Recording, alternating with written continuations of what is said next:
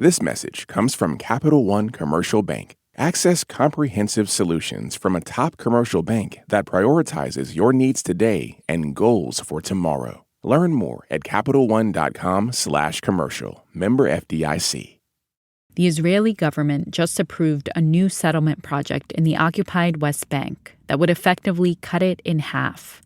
The plan is illegal under international law and has been widely condemned. To get a sense of why settlements continue to be such a big issue for Palestinians and Israelis, we wanted to bring you this episode about their history as part of our series, The Cycle.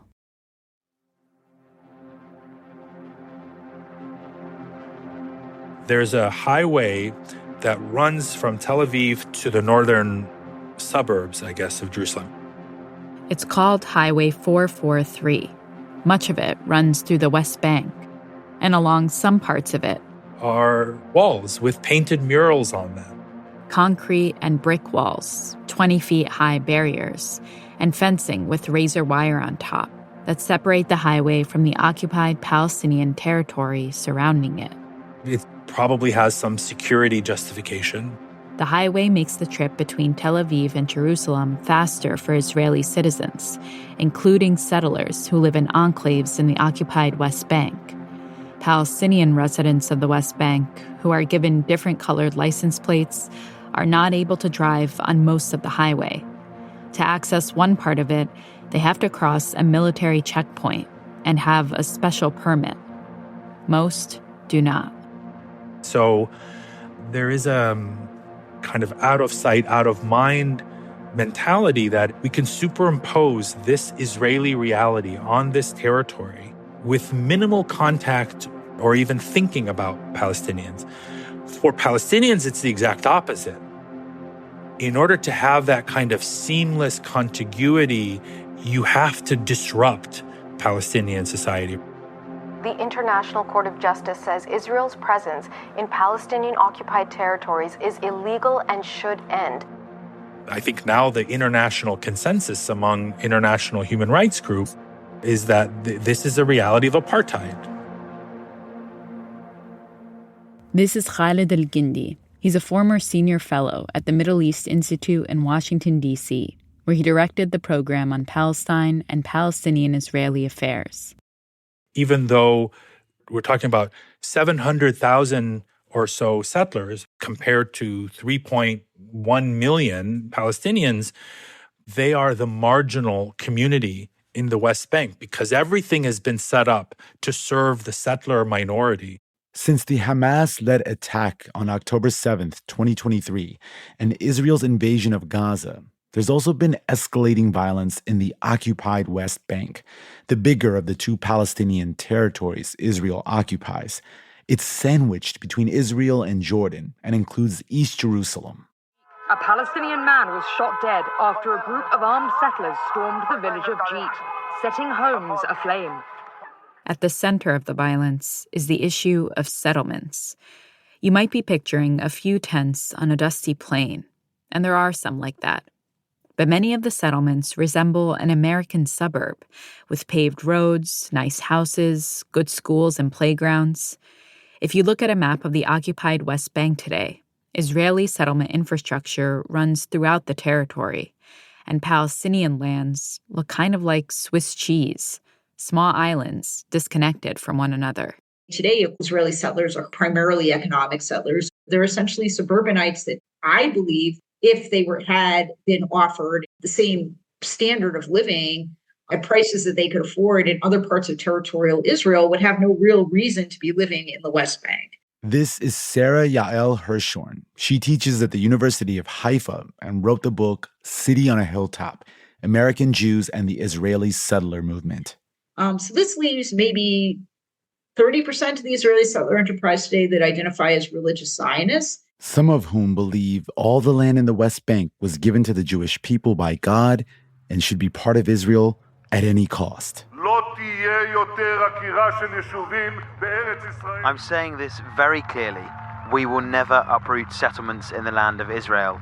The current Israeli Prime Minister, Benjamin Netanyahu, has been a vocal supporter of the settlements. and some of the most prominent positions in his administration are held by extremist settlers, including the finance minister, Bezalel Smotrich, and the Minister of National Security, Itamar Ben-Gvir. As Israeli police battled Arab stone throwers, right-wing extremist politician Itamar Ben-Gvir showed up and drew his pistol. He tweeted that Jewish blood matters and that police should not be constrained by the government from shooting Arab terrorists. In this episode, we're going to explore how the settlement movement grew from a small religious mission to one of the central tenets of the current Israeli government. It's a story that intersects with other topics we've covered in our series relating to this conflict: the history of Hamas, the rise of the Israeli right wing, Hezbollah, and Zionism. Coming up, the birth of a city on a hill. This is Dr. Robin Neinfeld from Alaska, and you are listening to Throughline with NPR. This message comes from Grainger. If your job at a healthcare facility includes disinfecting against viruses, you know prevention is the best medicine. And maintaining healthy spaces starts with a healthy cleaning routine. Grainger's world-class supply chain helps ensure you have the quality products you need when you need them. From disinfectants and cleaning supplies to personal protective equipment to help deliver a clean bill of health. Call 1-800-GRAINGER, click Grainger.com, or just stop by. Grainger, for the ones who get it done. Support for this podcast and the following message come from Betterment. Don't just imagine a better future. Start investing in one with Betterment. Betterment helps people and small businesses put their money to work by automating to make saving simpler, optimizing to make investing smarter, and building innovative technology backed by financial experts. So be invested in yourself. Be invested in your business. Be invested in better with Betterment at Betterment.com. Investing involves risk. Performance not guaranteed. Support for this podcast and the following message come from Strawberry.me. Be honest. Are you happy with your job? Are you stuck in a job you've outgrown or never wanted in the first place? Are your reasons for staying really just excuses for not leaving? Let a career coach from Strawberry.me help you get unstuck. Discover the benefits of having a dedicated career coach in your corner and claim a special offer at strawberry.me/NPR. This message comes from ZipRecruiter.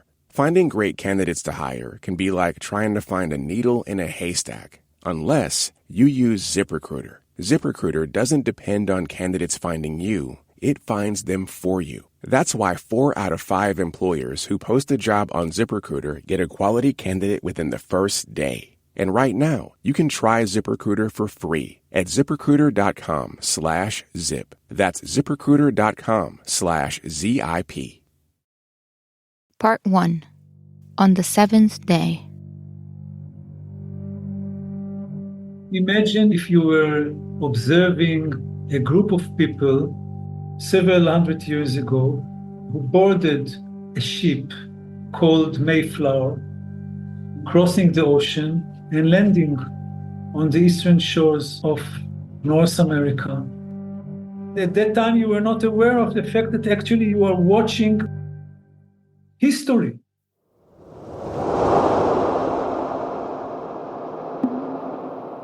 What did it look like when you first got there? Only bare mountaintops, no settlements. This is Gideon Aran.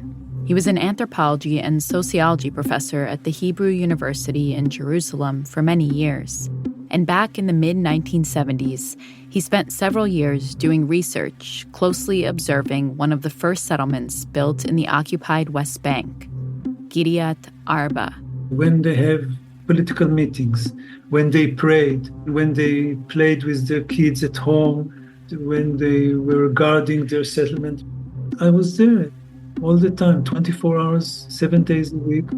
Kiryat Arba is located just a mile outside the city of Hebron, or Khalil in Arabic.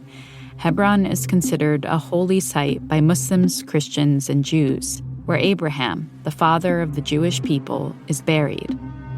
Gideon learned that this new movement was hoping to settle further and further into what they call the land of Judea and Samaria, which they believed was the birthright of the Jewish people.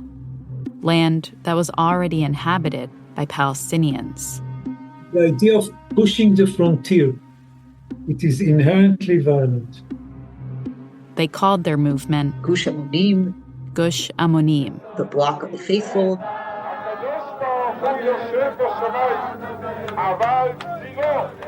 Their spiritual leader, Rabbi Moshe Levinger, tied settlements to a religious mission. We were walking in the canyons leading from Jerusalem to Jericho, late night, all dark. And he looked to me and pointed to a certain hill and said, here there'll be a yeshiva, and here there'll be a school, and here there'll be some industry. I said to myself, this person is cuckoo. He's dreaming while awake. Rabbi Levinger and some of his followers had arrived in the city of Hebron with that vision for the future a few years earlier. Posing as Swiss tourists, they checked into a hotel to spend Passover there. And then they sent a telegram to the head of the military command saying, we had a lovely Passover holiday and we've decided to stay here. We've decided to stay here indefinitely, in a hotel in the middle of a Palestinian city. If the government did say that you had to leave, would you fight the government? We won't leave. Under any circumstances? Under any circumstances. For the followers of Gush Amonim, this was the logical next step in God's plan, in the aftermath of what some saw as an act of divine intervention. For the third time since its birth as an independent state, Israel is embroiled in a war with the Arab nations that surround her. On June 5th, 1967, following an increase in tensions in the region and a series of minor skirmishes, Israel launched a surprise attack against all of Egypt's Air Force bases. That was the real superpower in the region, was air power. War erupted between Israel and its Arab neighbors, Egypt, Jordan, and Syria. With the shock of the surprise attack and help from Western weapons, Israel swiftly took command of the war. The total humiliation of the Arab militaries across the board in a sweeping way. The Arab states concede defeat just 6 days later. I think it's impossible to overstate the elation, euphoria that Israelis felt after the war. I mean, many of them looked at it as a miracle to defeat their enemies in 6 days. It was known as the 6-Day War. And from day 7, the question arose, what is to be done with the territories? Before 1967, the West Bank and the Gaza Strip were separated from Israel by something called the Green Line. Very simply, the Green Line was an actual line drawn in actual green pen on a map in 1949 at the end of a bloody war when borders for the new state of Israel were being solidified. On one side was the new state of Israel, and on the other side, no Palestinian state was created. Instead, Jordan was given control of the West Bank, including East Jerusalem, and Egypt was given control of the Gaza Strip. After Israel's creation, none of the Arab states recognized Israel's existence, particularly since Israel had been created at the expense of the local population. So about 75% of Palestine's Arab population were expelled or forced to flee and were never allowed to return. The 1967 war disrupted all of that. Israel seized control of the territories over that Green Line. The West Bank, including East Jerusalem, plus the Gaza Strip. And Israel also captured Egyptian territory, all of the Sinai Peninsula, and Syrian territory in the Golan Heights. The summer of 1967 was spent in the Knesset debating and dithering over what should be the future of these territories. Should they return them immediately? Could they be exchanged for some kind of peace? The land for peace idea that, Arab pride was tied in part to the future of these pieces of land. So Israel understood that there was value to this as a diplomatic tool of the Arab world. And some said, by no means, never. This wasn't just a discussion about land. there were people living on that land. People who had grown frustrated with Israel and the Arab states controlling their fates. It's after 1967 that the Palestinians kind of politically come into their own. The Palestine Liberation Organization, the PLO, emerged as an autonomous political and military entity representing Palestinians. At the moment, after we are sure that nobody would do anything for us unless we do something for ourselves, we choose our own way to liberate our own land. There was one part of the West Bank that Israel decided to immediately annex, incorporating it into the State of Israel, East Jerusalem. It's not recognized by any country, but it was annexed. The UN Security Council issued a resolution stating that this action was illegal under the Fourth Geneva Convention. As for the rest of the West Bank, the Minister of Labor at the time, Yael Alon, drafted a plan for what to do with it, named after himself. The Alon plan was about creating bands of settlements across Jerusalem into the Jordan Valley and then along the north-south axis of the Jordan Valley to ensure that Israel had these, quote, defensible borders. In other words, it would create a buffer between Israel and its Arab neighbors. So initially, the settlement logic was security-based. And he proposed that the settlements should be established in isolated areas to minimize interaction with the local Palestinian population, because that would create problems. The Alon plan was never formally adopted, but it would shape Israeli policy for years to come. And amid all of this, the government received word that a few dozen Israelis were refusing to leave a hotel in Hebron. Eventually, the Israeli government decided to build them a settlement atop a hill a mile outside Hebron, Kiryat Arba. And slowly, more settlers began to move there. Kiryat Arba would become a model for future Israeli settlements. No doubt the Arab people of Hebron view the Jewish settlement as an act of revenge.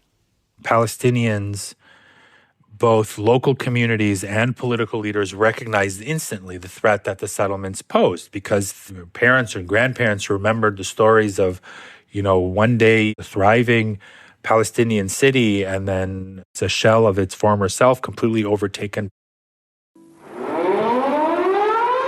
בארצה אלמודיה כי היום, סמוך לשעה 2 בצהריים, פתחו הכוחות המצריים והסוריים בהתקפה בסיני וברמת הגולן. In October 1973, Egypt and Syria launched a surprise attack on Israel. The surprise attacks came early this morning in the air and on the ground. Egypt and Syria attacked Israel in the hopes of reclaiming the territory they lost in the 1967 Six-Day War, the Sinai Peninsula and the Golan Heights. Israel was taken by complete surprise. This is Avi Shlaim. He's an Israeli-British historian and author of the book, The Iron Wall, Israel and the Arab World. Israel was in a terrible state. The 1973 war was a real jolt to the system. Israel had to get off its kind of, pedestal of euphoria and maybe even hubris after the 1967 war. In the face of almost certain defeat, a general in the Israeli army named Ariel Sharon came up with an idea that would change the course of the war. He crossed the Suez Canal and disrupted one of the supply routes for the Egyptian army. A ceasefire was negotiated soon after. Ariel Sharon emerges as the savior, as the really brave, ingenious soldier who managed to turn the tables on the Egyptians. A picture of Sharon became iconic. He's standing in front of an Israeli tank, head wrapped in white gauze, blood still visible on his face.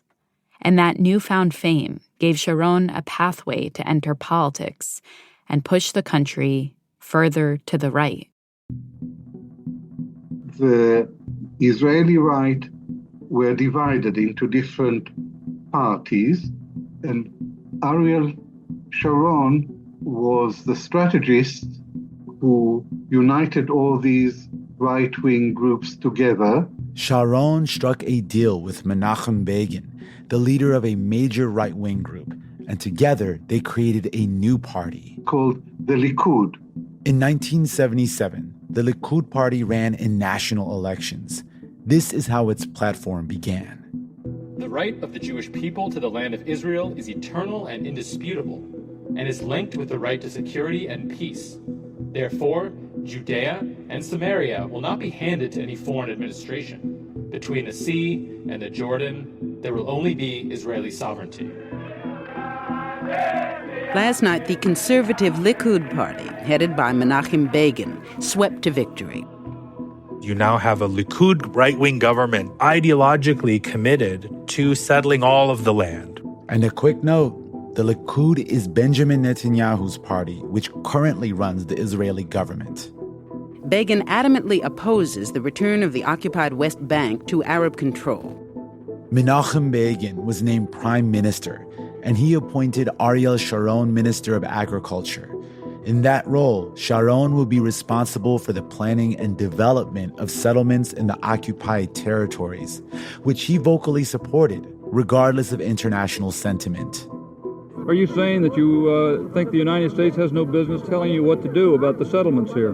The United States has nothing to say about Israeli right to exist or when it comes to our security. That's entirely our problem. Coming up, Ariel Sharon takes the settlement movement to new heights. Hi, this is Joshua Rooney. I'm calling from Essex Junction, Vermont, and you're listening to Throughline from NPR. This message comes from Warby Parker, prescription eyewear that's expertly crafted and unexpectedly affordable. Glasses designed in-house from premium materials starting at just $95, including prescription lenses. Stop by a Warby Parker store near you. This message comes from NPR sponsor Capella University. Sometimes it takes a different approach to pursue your goals. Capella is an online university accredited by the Higher Learning Commission. That means you can earn your degree from wherever you are and be confident your education is relevant, recognized, and respected. A different future is closer than you think with Capella University. Learn more about earning a relevant degree at capella.edu.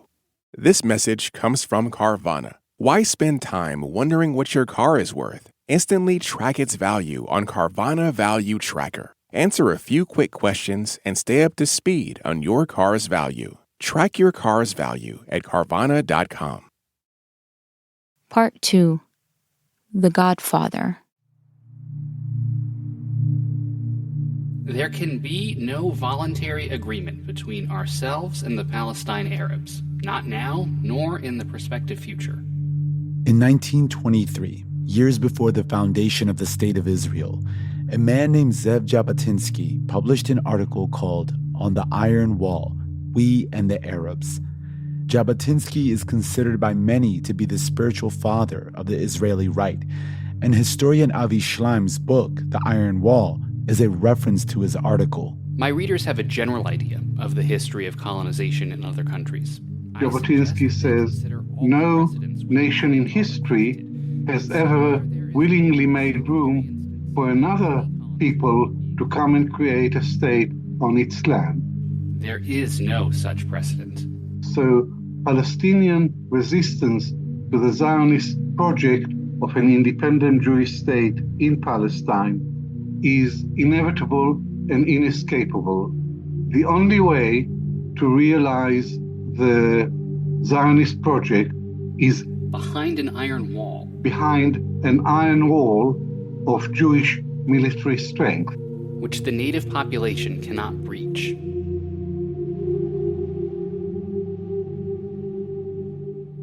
In the early 1920s, Zev Jabotinsky helped found a paramilitary group called the Haganah, which defended the community of Jewish immigrants who had recently settled in what was then still called Palestine.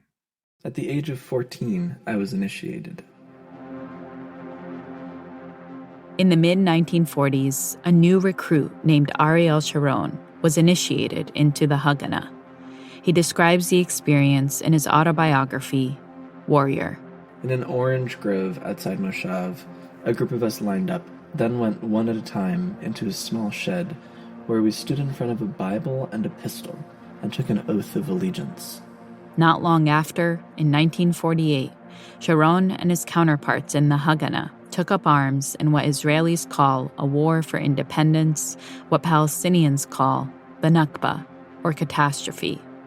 The fighting forced around 700,000 Palestinians to flee their homes, some seeking refuge in neighboring countries like Jordan, Egypt, Lebanon, and Syria, others in the West Bank and Gaza Strip. In the Battle of Latrun near Jerusalem, Sharon was shot in the abdomen. Days earlier, he'd heard that Israel had officially become a nation over the radio.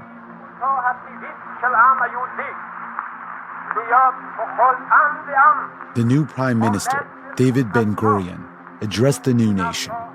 This is the natural right of the Jewish people to be masters of their own fate, like all other nations, in their own sovereign state. And one of the first things Ben-Gurion did after taking office was transform the Haganah into the national military of the new state of Israel, rebranding it the Israel Defense Forces, or IDF. For the next few decades, Sharon would serve in the IDF, including as the commander of Unit 101, where he cultivated his military chops. Unit 101 carried out reprisal raids on Palestinian villages in retaliation for attacks from Palestinian and Arab guerrilla fighters in Israel. Many of these reprisal raids were done in secret, outside official military protocol. On one of these raids, Ariel Sharon went with his commander unit at night and he massacred 69 civilians. This was his first war crime, but it wasn't his last. The West Bank is part of Israel, and we must keep this part as part of Israel because of the vital importance of this part of security of Israel. Sharon eventually turned his attention from the battlefield to settlements. In his autobiography, he says the presence of Gush Amonim, the group of religious zealots who settled in Kiryat Arba, was the spark needed to set the wheels in motion. He called them young pioneers. He was the main representative in the government on the side of the settlers. He gave them every possible support. Sharon began greenlighting more settlements, mainly in the West Bank, but also in Gaza, the Golan Heights, and the Sinai Peninsula, all the territories Israel came to occupy after 1967. But then, the word came first this morning from the Egyptian Middle East News Agency. It reported that Egypt and Israel had agreed on a final draft for a peace in treaty. 1978, just a year into the Menachem Begin Likud administration, Israel began peace talks with Egypt. The talks were facilitated by the U.S. and held at Camp David outside Washington, D.C. Egypt would recognize Israel as a state. Israel would gain access to the Suez Canal and give back the Sinai Peninsula, where some settlements had already been set up. Sharon was opposed to the peace treaty, but Begin overruled him. While negotiations with Egypt were underway, Sharon doubled down on settlement building in the West Bank, as he recounted in his autobiography.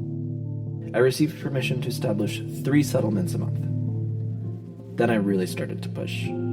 Sharon also believed that if Israelis could only see the settlements for themselves, they'd be less inclined to give them up. That was how Sharon Tours was born. Sharon Tours. Buses with trained guides drove voters up into the mountains, where they could actually look down on their homes and envision for themselves the strategic consequences of giving up the line of Western settlements I had built. By the time the campaign was over, more than 300,000 people had made the trip. From the early 70s to the early 80s, the settlements boomed from around 10,000 people to over 100,000. All of these settlements were considered illegal under international law. And it's important to note that there was some opposition within Israel to the settlements from the start. But for Ariel Sharon and the Likud government, This was a massive success, and he was promoted to Minister of Defense. It was then that he became the architect of the ill-conceived and ill-fated invasion of Lebanon in 1982. The situation in Beirut is edgy. Many here feel that a full-scale Israeli attack on Palestinian positions throughout Lebanon will soon be launched. To make a very long story short, Lebanon, which had been embroiled in a civil war for years by 1982, had a large Palestinian refugee population. And the PLO, which in the 1970s had carried out violent attacks on civilians inside and outside of Israel. The PLO was then headquartered in Beirut. Sharon's goal was to clear the PLO from the border area. But he had a much bigger plan in his mind. Weaken the PLO to the point that the Palestinians on the West Bank would be disillusioned. This would facilitate the absorption of the West Bank into Greater Israel. Judaizing the West Bank through settlement and de-Palestinianizing it politically went hand in hand. But Sharon's actions in Lebanon were seen by many around the world as a step too far. Today, in the camps of Sabra and Shatila, a large plot of unmarked graves bears witness to those who died in the massacre. At two Palestinian refugee camps called Sabra and Shatila, as many as 3,000 Palestinians were killed in 3 days by members of a Lebanese Maronite Christian militia who had been let into the camps by the Israeli army. A commission of inquiry found that he was indirectly responsible for this massacre. The Commission's words are that he ignored or dismissed from his mind the danger of acts of revenge and bloodshed. And as a result, Ariel Sharon was forced to resign as Minister of Defense. Throughout the 1980s, the events in Lebanon and then the outbreak of the First Intifada, or uprising, a grassroots Palestinian movement against the occupation that involved mass protests and violence in the occupied territories and Israel, contributed to the rise of more extreme groups like Hamas and Hezbollah, backed by Iran. We don't have time to get into all the reasons that happened, but if you want to hear more about the rise of both groups, check out our episode archives. Around the same time, the PLO began rebranding itself as more of a diplomatic group. They tacitly recognized Israel's right to exist and accepted the Green Line as the border for a future Palestinian state, which, remember, was drawn in 1949 to separate Israel from what became the occupied territories of the West Bank and Gaza. This is all important to the story of settlements because now there was a potential framework for a two-state solution. But the settlements were on the wrong side of the Green Line and still expanding. Further settlement activity is in no way necessary for the security of Israel and only diminishes the confidence of the Arabs that a final outcome can be freely and fairly negotiated. American presidents since 1967 have called the settlements everything from illegal. The Israeli settlements on occupied territory are illegal. To an obstacle to peace. Nothing should be done that might interfere with this prospect. Welcome to this great occasion of history and hope. But when Bill Clinton took office in the early 1990s, he pushed forward with a peace process between Israelis and Palestinians anyway. Standing at a podium with Israeli Prime Minister Yitzhak Rabin to his right and chairman of the PLO, Yasser Arafat, to his left, Clinton announced the beginning of the Oslo Accords. Today, the leadership of Israel and the Palestine Liberation Organization will sign a declaration of principles on interim Palestinian self-government. It charts a course toward reconciliation. Clinton didn't mention settlements in the speech. The Oslo Accords focused on two things: establishing mutual recognition between Israel and the PLO, i.e., both sides recognize the other's right to exist, and establishing Palestinian governance over certain parts of the West Bank and Gaza. Thornier issues like the status of Jerusalem, refugees, and settlements were set aside for future negotiations. Khaled El-Gindy says many Palestinians were wary of proceeding without a settlement freeze. Because settlements disrupt the whole land for peace formula, right? How are we going to negotiate over the fate of this land while you keep gobbling it up? During the period of the Oslo peace accords, the settlement population soars. The West Bank in particular is really taking off, and suburban settlements there are growing in this kind of what I've called the securitized suburbanization of the Israeli settler movement. Securitized suburbanization, housing developments with easy commutes to Jerusalem and Tel Aviv, with paved roads, groomed lawns, shopping centers, better schools, playgrounds. Quality of life that Israelis were attracted to and the government was subsidizing. Tax breaks, cheaper housing. And the person in the government creating those subsidized opportunities? Ariel Sharon. After resigning from his post as Minister of Defense, he spent several years working as Minister of Industry and Trade, then Housing and Construction, and then National Infrastructure.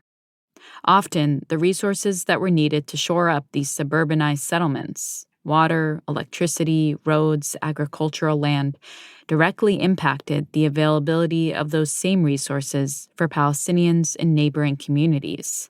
Are settlers aware of the imbalance? For sure. Does that mean that they want to see Palestinian state come into existence? I think that's a separate question.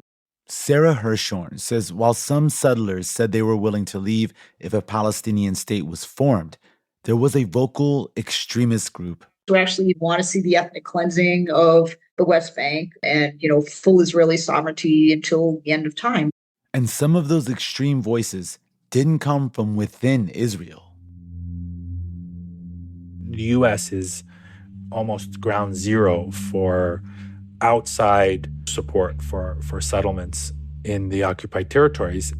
At the same time that American officials were negotiating a potential two-state solution, the settler movement has an elaborate infrastructure of nonprofits and charitable organizations, tax-exempt groups in the United States that raise money for and funnel resources into the settlements. There is also a strong constituency of non-Jews who are supporting the settlements, namely evangelical Christians. And so it's very hard in this political environment for U.S. administrations to take actions against settlements. Some American settlers were drawn to Kiryat Arba, the place where Rabbi Levinger and the followers of Gush Amonim first settled. Kiryat Arba begins to be a settlement that has a growing reputation for radicalism. A few small, fringe, but very important terrorist groups within the Gush Amonim community, and more largely were known as the Machteret, or the Jewish underground, carried out some very severe and significant attacks. God willing, we shall establish the state of Judea here, and we will know how to take care of them ourselves.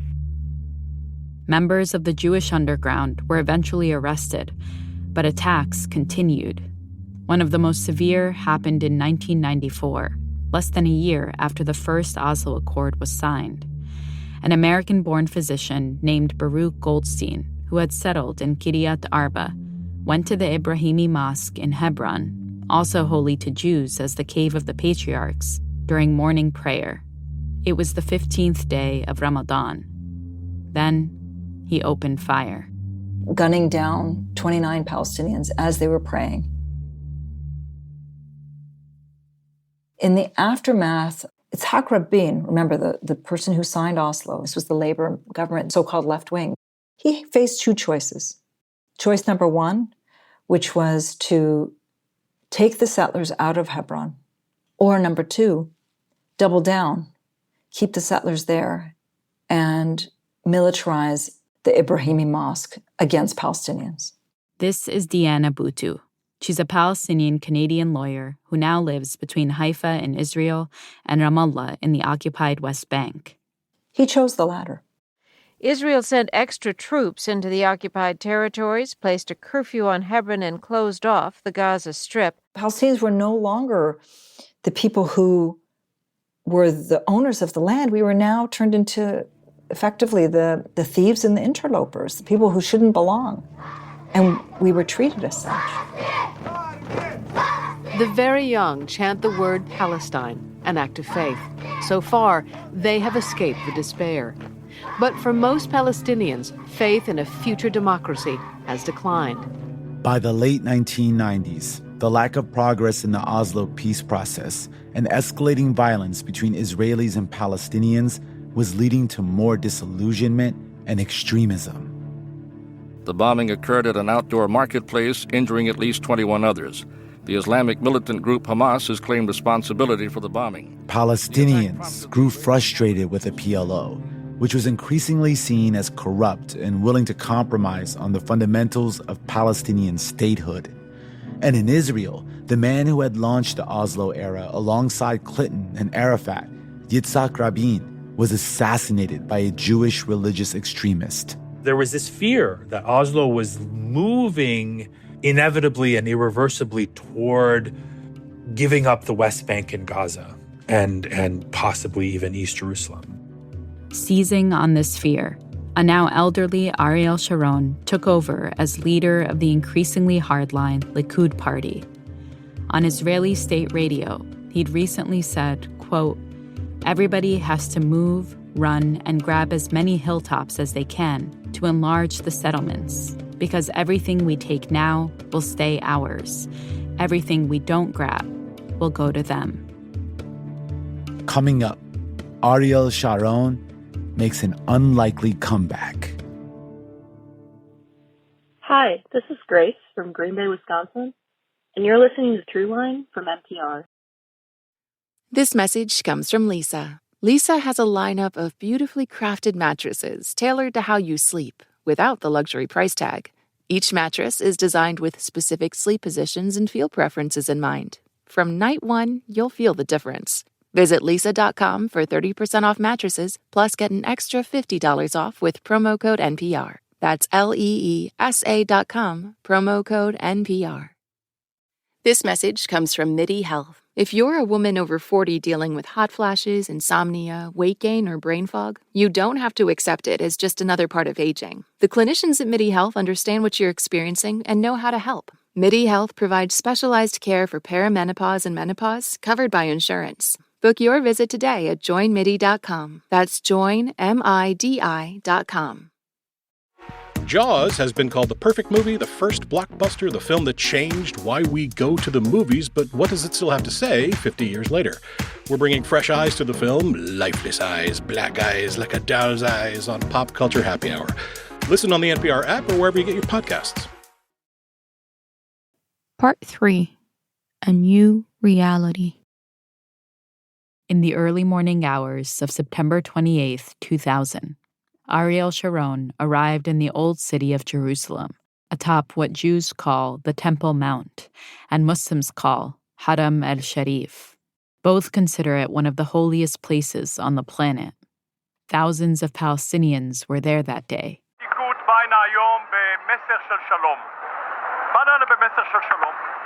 The Likud party is here today with a message of peace, he said. He said he was carrying a peace message, but he was surrounded with 1,000 security people, so he was being deliberately provocative. Behind the scenes, negotiations between Israeli and Palestinian officials had stalled. Jerusalem had become so central because now the parties were talking about Palestinian sovereignty in Jerusalem and dividing Jerusalem. And that was just totally unacceptable for Sharon and others in his ideological family. So the situation was like a barrel of gunpowder, and Sharon threw a match to the gunpowder. Clashes break out. Just after he left the platform, a crowd of some 200 Palestinians began hurling stones at police. Protesters are shot dead.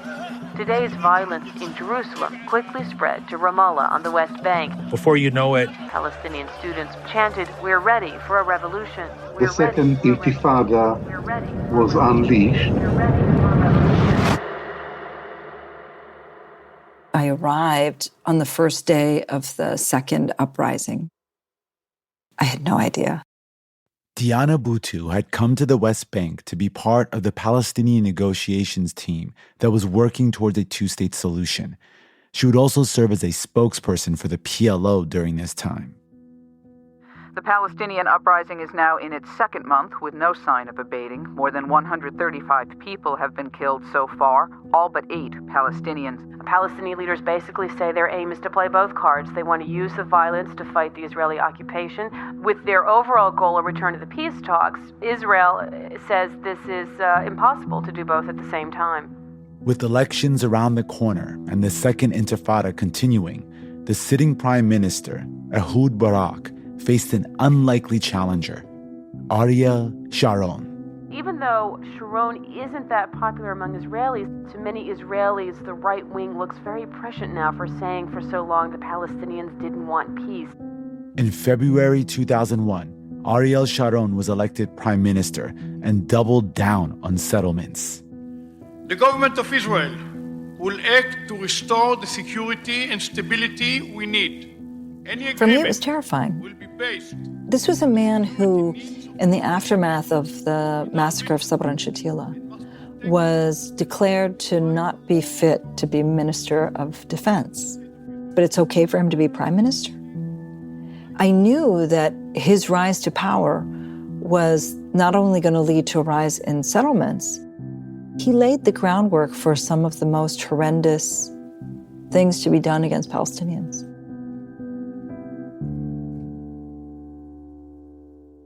Not long into his term, Sharon announced plans to erect a security barrier. Some call it a separation wall, all along the border between the West Bank and Israel. But not along the old Green Line border. Almost 90% of the barrier is built on the Palestinian side, snaking deep into the West Bank to surround the main Jewish settlement blocks built on occupied territory. He said it was in response to a wave of suicide bombings and attacks in Israel, carried out by Palestinians during the Second Intifada. But I would argue the real purpose, or one of the purposes of the security barrier, was land grabbing. Avi Shlaim says the West Bank security barrier was Sharon's way of preserving a version of the dream of Greater Israel amid the negotiations. The wall marked what he hoped would be the final borders of the State of Israel. Throughout his time in office, Sharon implemented more physical barriers between settler and Palestinian communities: concrete walls, chain-link fences, patrolled roads, military checkpoints. And that means that every time I exit Ramallah or enter Ramallah, I need to go through an Israeli military checkpoint. It means that I'm always confronting an Israeli soldier. It means that my car is always being searched, my papers are being searched. There is almost daily violence at these checkpoints because their whole point is to ensure free movement of the Israeli settlers, but not free movement of Palestinians. I can remember being shocked by how little consideration there was for how things like settlement infrastructure affected people on the ground. While Sharon was in office, Khaled El-Gindy was hired as an advisor to the Palestinian leadership on negotiations with Israel. I was based in Ramallah, and I was in charge of the settlements file, and I spent 5.5 years kind of up close and personal with that issue. He visited Palestinian communities all across the West Bank. We went to visit people whose homes, one portion of their home was now off limits because the wall came right through it. We as Palestinians, we're invisible to them. A group known as the Hilltop Youth emerged around this time, galvanized by Sharon's message to grab as many hilltops as they could. Every hill is territory of the land of Israel. Every hill must be conquered. They established new unofficial outposts, sometimes in defiance of state authorities. And Deanna Buttu says some of them are known for using their weapons, pointing a weapon at your car, and forcing you to stop. If you don't stop, they shoot at you. It's a daily form of being afraid that they're going to attack you. And then, in 2005, Sharon came up with an idea that seemed to contradict his decades-long commitment to the settlement project. He essentially floats this idea that it was time for a disengagement from the Gaza Strip. And that would involve evacuating all the civilian settlements there, as well as any military infrastructure and economic development. All 8,000 settlers in Gaza had to leave. Some refused and were forcibly removed. You know, historians ponder, was this the prelude to a large-scale disengagement for the West Bank, or was this actually a way to shore up the West Bank settlement project, that it was necessarily almost to sacrifice Gaza to ensure that the West Bank settlements could, continue to thrive forever? In the following year, he introduced 12,000 new settlers to the West Bank. It was a prelude to consolidating Israel's grip and control over the West Bank. The West Bank was much more important than Gaza. The West Bank was Judea and Samaria. The West Bank was an integral part of the historic homeland. Gaza wasn't. Even so, the decision to withdraw from Gaza was deeply controversial within Israel, and it remains controversial to this day. A couple of years later, in 2007, Hamas seized power in Gaza after a brief conflict with the Palestinian Authority. For many Israelis, there's a direct line between that and October 7th.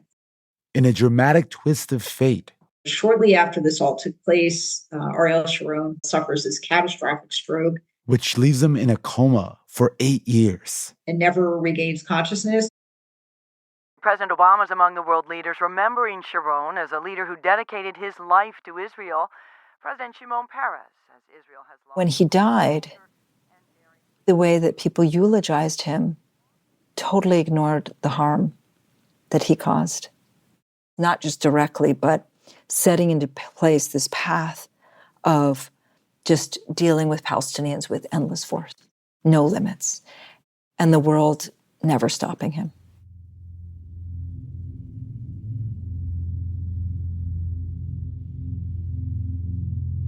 As I met Rabbi Levinger at the very beginning, he told me that his success would be defined in terms of people inhabit the West Bank who have nothing to do with the original ideas of Gush Emunim, people of the middle class who want to better their life. Today, there are more than 130 settlements that are officially recognized by the Israeli government. And then there are a number of unofficial outposts, the kind the Hilltop youth have established, with estimates ranging between 100 and 191. Only around a third of settlers today settle in the West Bank for religious reasons. The majority say they do it for a better quality of life. But the quality of life is at the expense of whom? For whom is it quality of life? The decades of violence that these settlements are built on, maintained on, the violence that they continue to cause to Palestinians each and every day. And the fact that they can't see the violence is itself very violent. In recent years, we have seen the escalation of settler violence against the residents of the West Bank with the active support of the government. And today, the settlers are a major political force in the country. Israel's Minister of National Security, Itamar Ben-Gvir, is actually a settler in Kiryat Arba. Today, there's a memorial to Baruch Goldstein there. And some within the settler movement are now calling for a resettlement of Gaza. Now, the settler reality is the dominant reality, and the Palestinian presence is the marginal presence. The settlements and the army control 61% of the West Bank. So the settler reality has completely flipped since Oslo, ironically, since the start of the peace process. Today, I just feel like the Oslo rubric is no longer in effect. Everybody's in their own one-state paradigm. Seems to me like well beyond the question of the Israeli settler movement post-1967. We're back in 1948. paradigm and a 1948 existential conflict about why did a state of Israel come into existence and a state of Palestine did not, and how is that going to be historically redressed? You asked me, when does it begin for me? It begins with that ideology that there are some people who are deserving of rights and other people who are not. And I think that's the part that Israel has to understand. They can't live their lives just somehow assuming that all of the violence that they put out is not going to have a boomerang effect. Many Israelis fear that, what happened in Gaza could happen in the West Bank.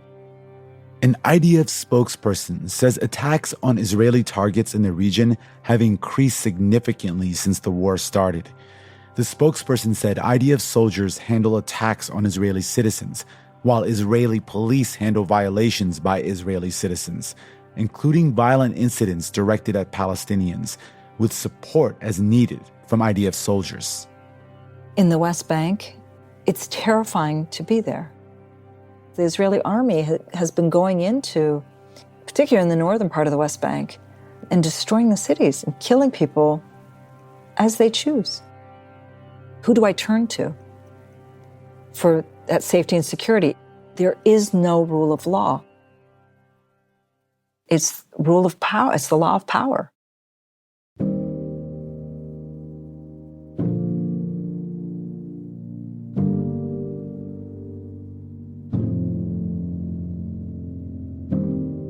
That's it for this week's show. I'm Rand Abdel Fattah.